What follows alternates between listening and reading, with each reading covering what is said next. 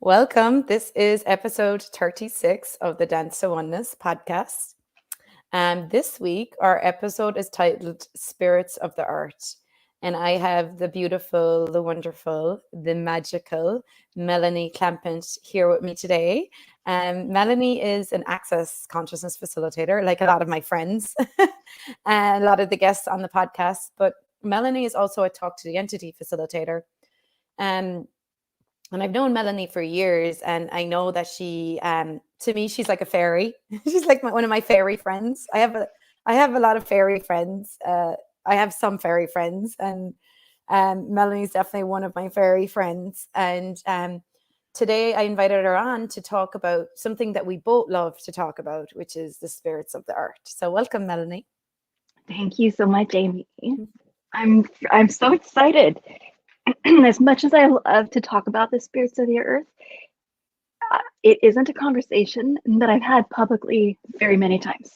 So yeah, and it is also it's not spirits of the earth isn't like a thing that is that easy to talk about, because it's much more something you have to experience yourself. But let's see what we can get to today. So I just wonder, I guess, to start with, like, what are this, just for people listening, like, what are the spirits of the earth? What is that? So the spirits of the earth are the energies and the beings that are connected to all the earth energies. So spirits of the earth are connected to the trees and the plants.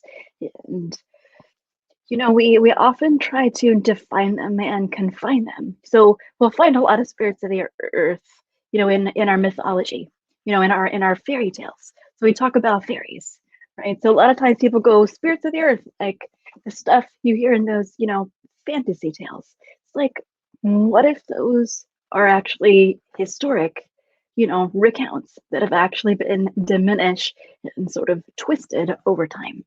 So for me, the spirits of the earth are the energies that help to sustain and actually create our natural world.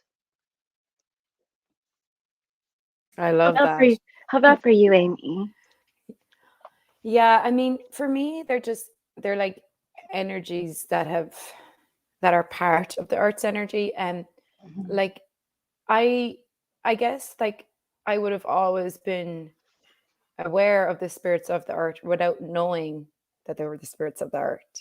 And I think that's the key. Like, I think if you look back at your childhood, like, I actually saw a little girl today, like, with her dad, and she's like skipping along with her little dress and her blonde hair. And she's like, he's been all structured and ordered, walking straight with order. And she's like holding his hand, and she's like skipping and bouncing and hopping. And I'm like, oh, that energy, like, that's the energy I had when I was, and I still have it, but I had, when you're a child, you have that in abundance. You're just naturally that. And so when you go out and you're on the earth, you're playing with that energy. The spirits of the earth are there. They're playing with you.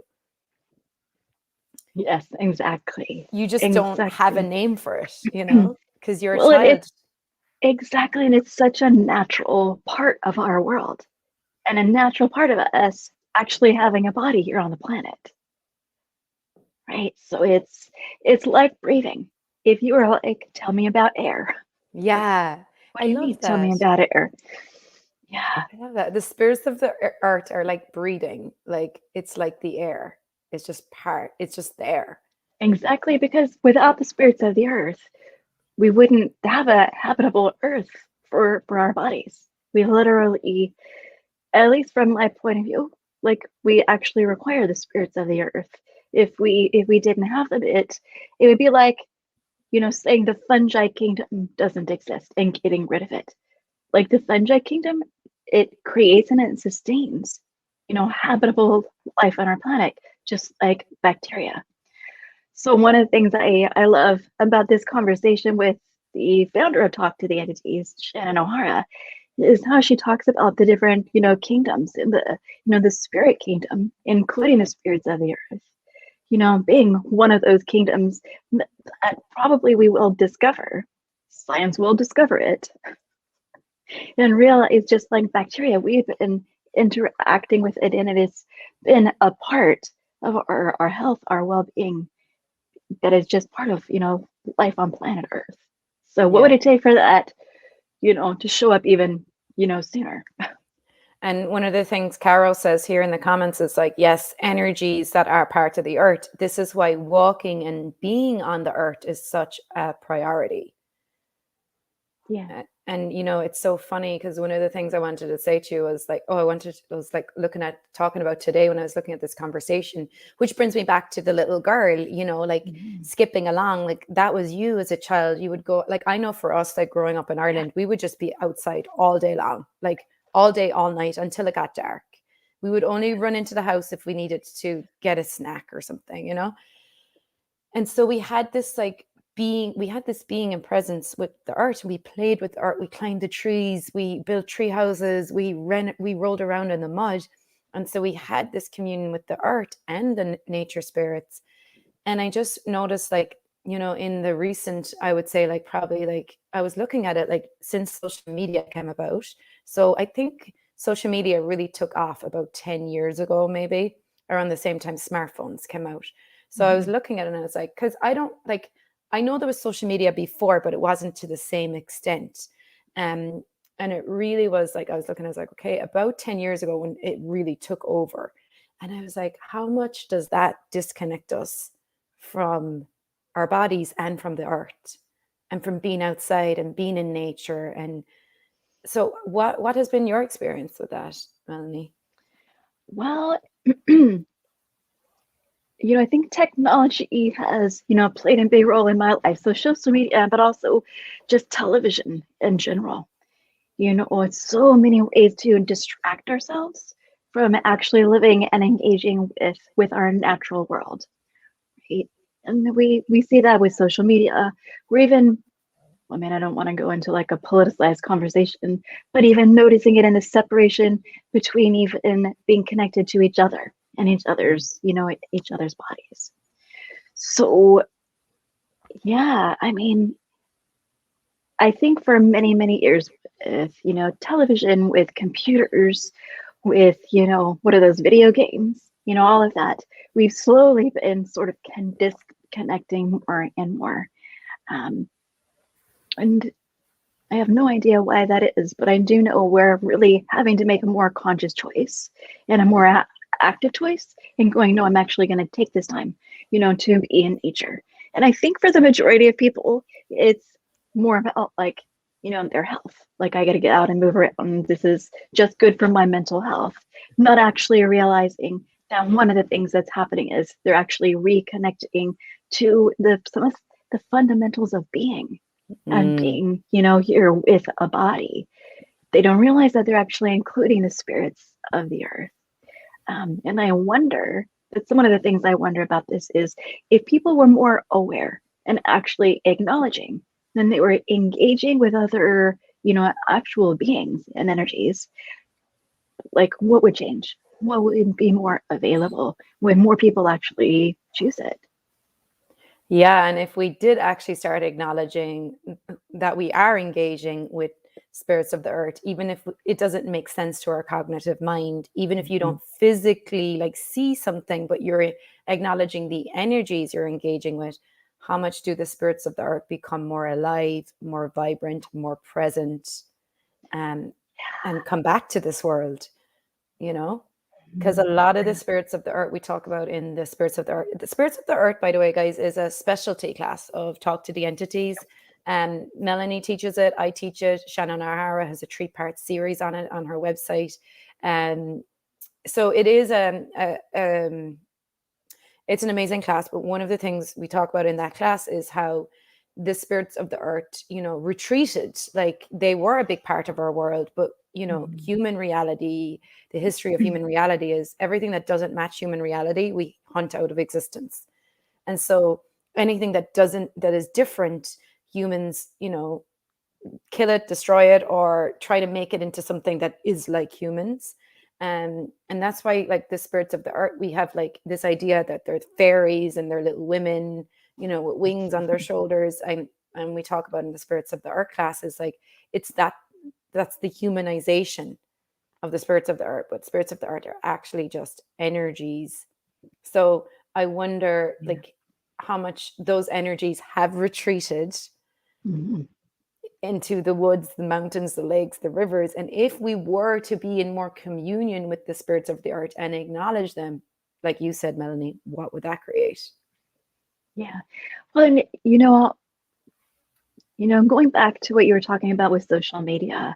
I think that we are so used to being entertained with something that's right here in our faces, something that's so kind of out. When I say out, I'm meaning outside of us. And also dazzling, like dazzling. And you're like, oh, I'm being entertained, which is a bit more like being hypnotized. And to perceive, the spirits of the earth, it's a different muscle, right? It isn't about entertainment. It's actually about engagement, and actually being more present. And it also requires receiving. And the social media, television, none of that is actual receiving. None of it is actual engagement, really.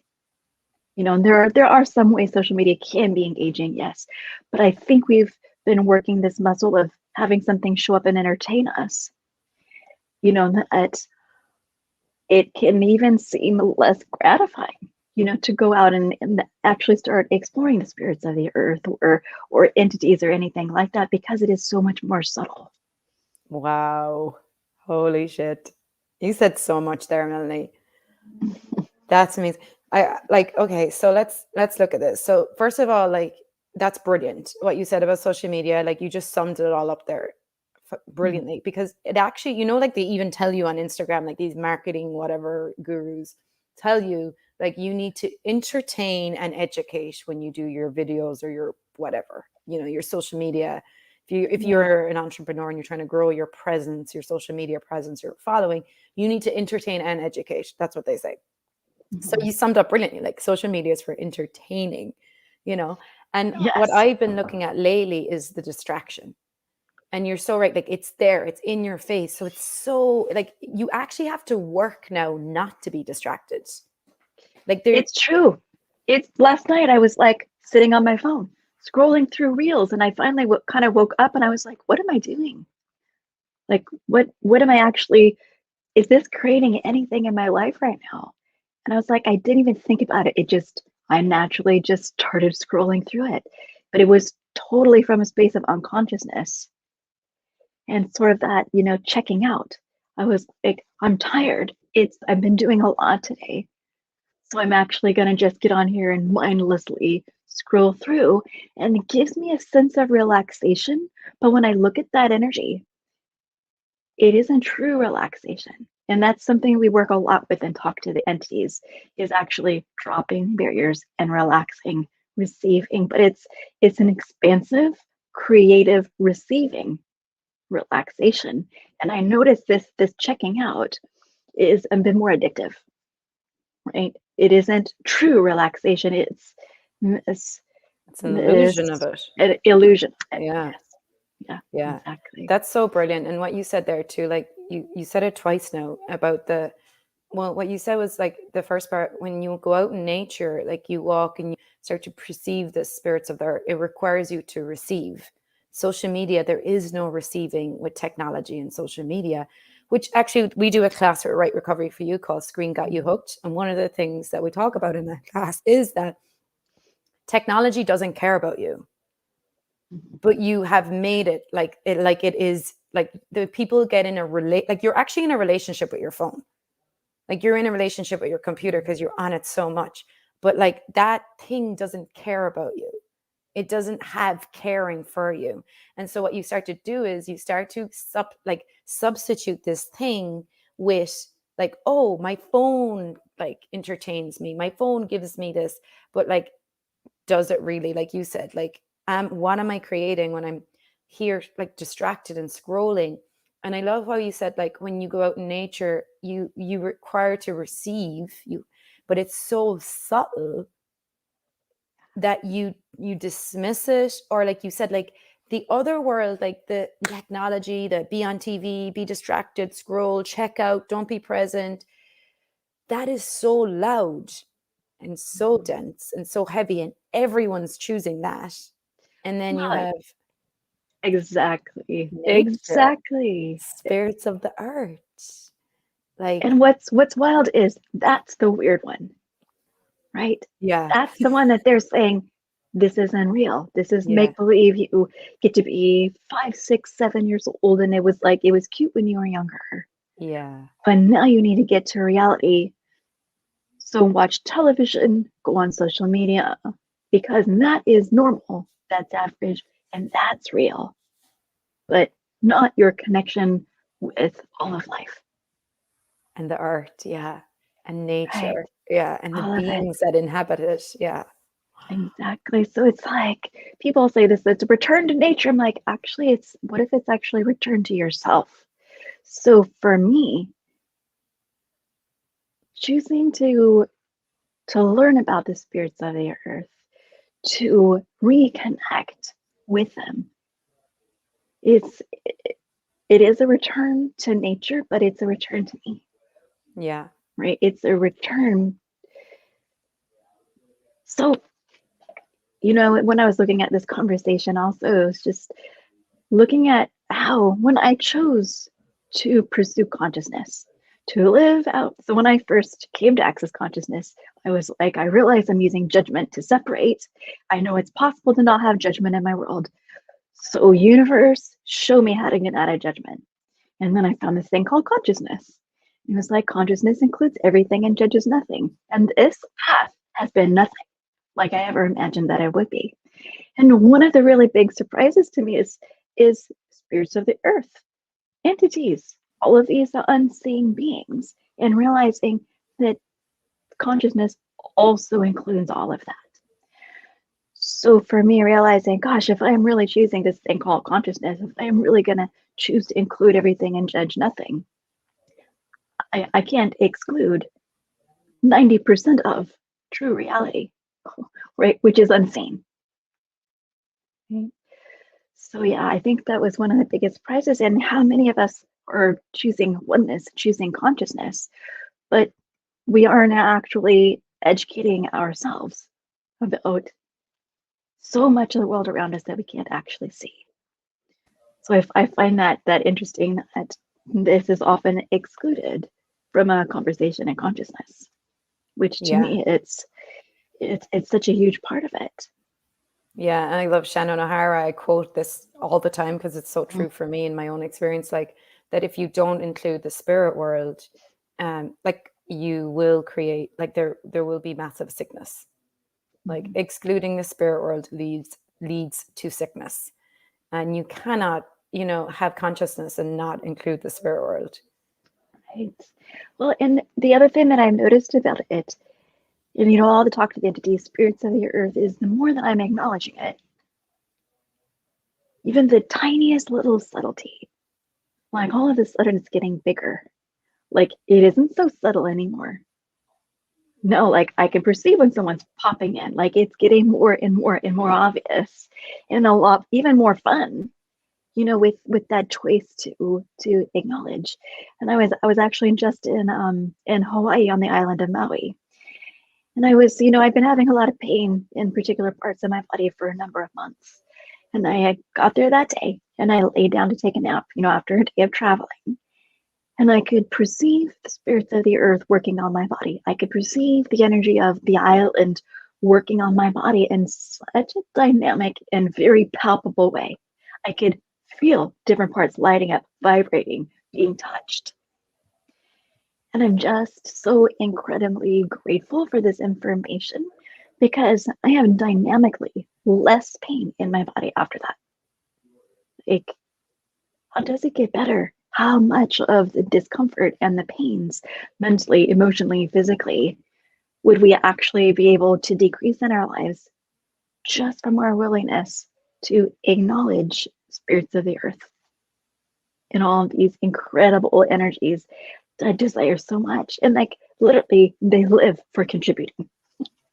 Yeah, and like the more, like you said, the more you acknowledge them, but you're not acknowledging, oh, there's a fairy over there flying around me. Like it's not like what the stories have told you it is. So that's why I think it's great to do like some talk to the entity classes, spirits of the earth, and clear your points of views around that, because that stops you from receiving what you spoke to, Melanie, is the subtleties.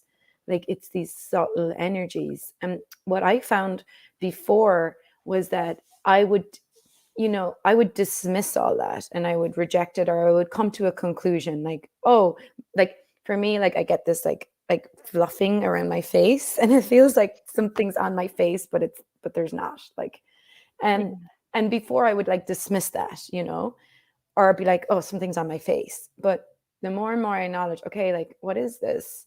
Who is this?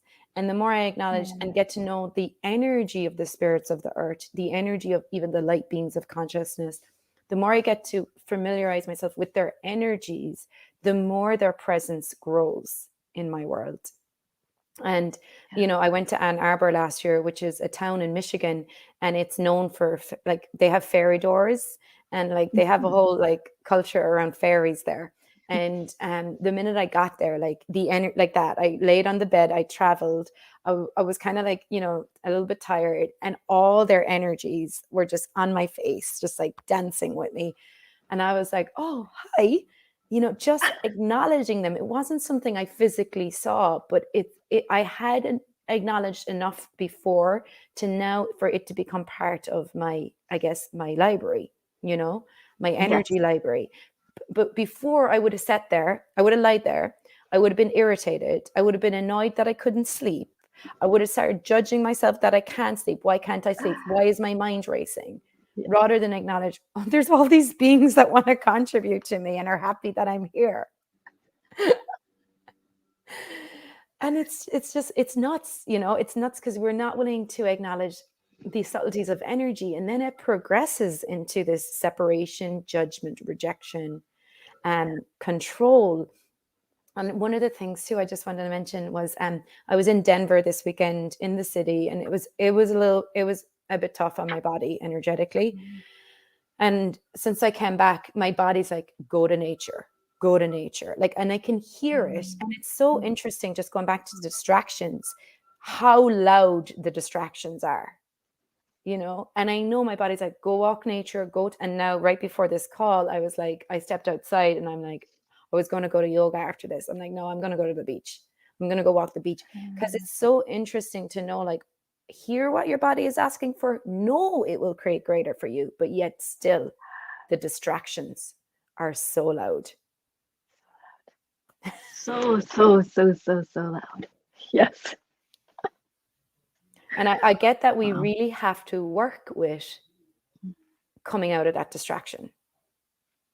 I'm reading a book at the moment. Shannon O'Hara actually spoke about it in her podcast. And it's a book called Deep Work.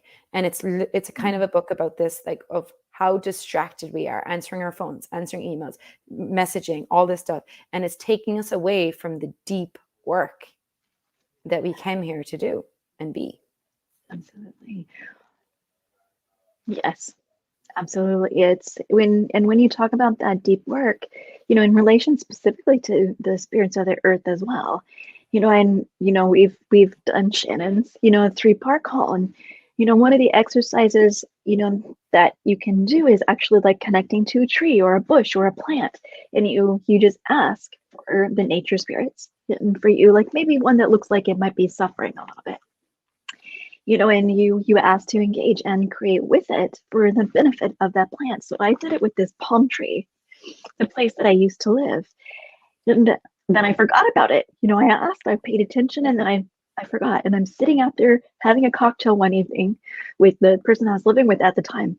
And he is just staring. He finally goes, what the fuck happened to that palm tree? And it looked like it had doubled in size. Like it was like a gigantic phallic presence in the world. It was like exploding, but he was so perplexed. And I looked at him and went, wow. So, with so much going on with our planet specifically right now, the toxins, all of the things that are being quote done to the planet. If we are willing to actually acknowledge and engage and build this muscle and do that deep work and actually stay present with the spirits of the earth, what cooperation can we actually be with them to create more well-being, and thrival for the plants and the animals and the trees and for human beings as well. Yeah, I love that. And also, like, what if the deep work was deep play? Exactly. Because it's fun. It's fun. Like, where have we stopped? And one of the things I always talk about with the spirits of the earth too is like, spirits of the earth like live in a world of play, and that's why as a child you were so connected to them. Like that little girl today, like she's just playing. Everything is play to her, like hopping, skipping, dancing. Like she had that joy, and like we've all had that as a child, even if you don't remember it, you had it at some point. Yeah. And that's what gave us that communion with the spirits of earth. They live in a world of play and wonder and joy. And like, where have we given that up to, like you said earlier, Melanie, like to feed the machine of, now you need to be real, have a job, watch TV, read the newspapers. Exactly. And otherwise, you need to move into above the neck living. It's like, yeah. And it's interesting because I've been looking at this more and more and asking myself that question. Okay, at one point, did I actually give it up? And I can remember it wasn't really giving it up. It was really more like, I'm not going to be able to show this to people. I'm going to actually have to learn to hide this. And now I have to prove that I can be like other people. And one of those provings is I can't really let anybody know about the magical world that I'm aware of. Yeah. Because everybody told me that's imagination. It must not be true. So let me put it over in this like little safe little bubble over here where I'm not really connected to it, but nothing else can touch it either because it's for me and my world felt very precious. And like it even touches me right now. And by getting this information and being able to go and process through those points of views and judgments, that so many of us take on, being able to go back and be like, wow, I can actually reclaim this magical, wondrous, joyful, playful world that I know. Oh my goodness, the spirits of the earth and the beings of consciousness and other elemental beings on the planet like us, right? That what can we actually be now and include and engage with to create it here? Yeah. Right? And what would it take for that to be the dominant energy on the planet?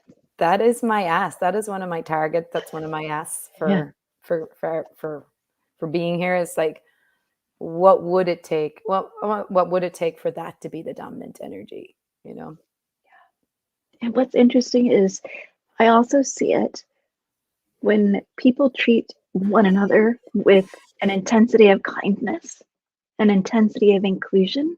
I realize there's that same quality of energy of nurturing, of inclusion. Because for me, that's a lot of what the spirits of the earth energy is like. There's an energy of contribution, there's an energy of inclusion, kindness, joyfulness. And I'm like, we have really separated all of these out in an interesting way. But in true reality, none of it's separated. There's this beautiful weaving of all of it. And I think the more that each one of us can remember that and include the memory of that weaving of the oneness, right? That dance of oneness with all energies, that truly we are spirits of the earth too. Right? And I wonder what it would take for us to really acknowledge it and be all of the energies that we can be together. And that's people with bodies, without bodies, spirits of the earth, all of it. Love that. Like, what would it be like to live in a world where all beings were included? Yeah, exactly. And it's a lovely idea. But boy, when you actually get like the energy of it and you start to live from that space and be aware of it, like, holy shit, it's incredible. And it's so much, I think, of the energies people are looking for, but we don't have any words for. It's gorgeous.